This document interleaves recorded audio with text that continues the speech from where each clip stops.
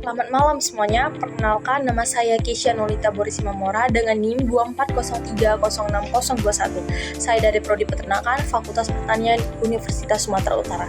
Saya berasal dari kelas PTNC. Di sini saya akan menjelaskan tentang biosintesis telur. Biosintesis telur pengertiannya adalah proses pembentukan telur pada unggas betina yang melibatkan kerjasama antara sistem reproduksi, sistem endokrin, dan metabolisme nutrien dalam tubuh. Proses ini dimulai dari pembentukan kuning telur di ovarium hingga telur lengkap terbentuk dan dikeluarkan melalui kloaka. Pembentukan telur merupakan proses fisiologis yang sangat kompleks karena melibatkan sintesis berbagai komponen seperti protein, lemak, mineral, dan air yang berasal dari pakan serta cadangan nutrien dalam tubuh.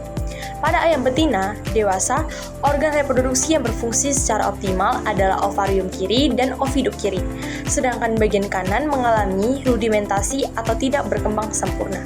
Ovarium berfungsi menghasilkan sel telur dan hormon reproduksi, sedangkan oviduk berperan sebagai tempat pembentukan berbagai bagian telur. Tahap yang pertama dalam biosintesis telur adalah viteligonesis atau pembentukan kuning telur.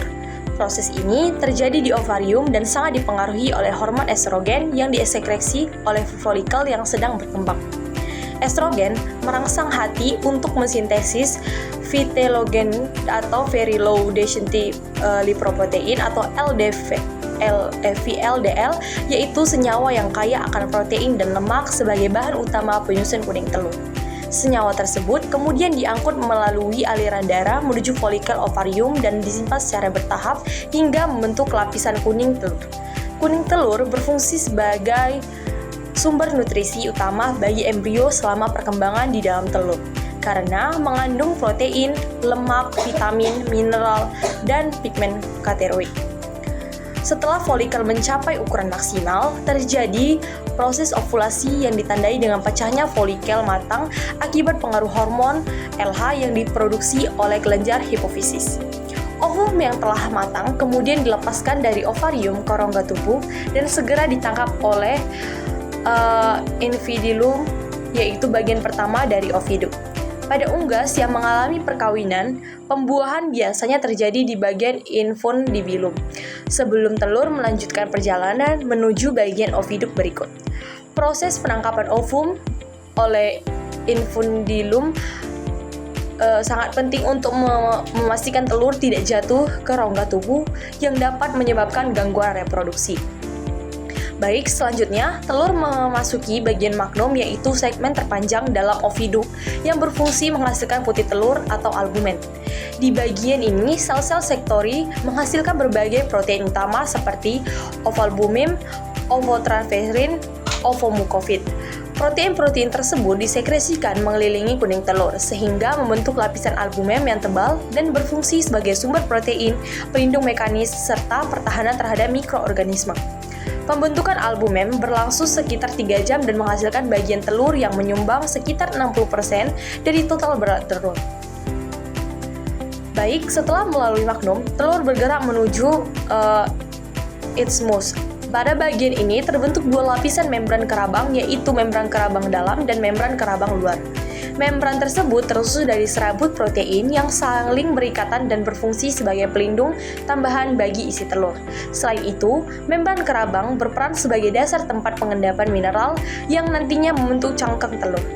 Proses pembentukan membran berlangsung sekitar 1 hingga 2 jam sebelum telur memasuki uterus atau cell gland. Di dalam uterus, terjadi proses pembentukan kerabang atau cangkang telur yang merupakan tahap terpanjang dalam biosintesis telur.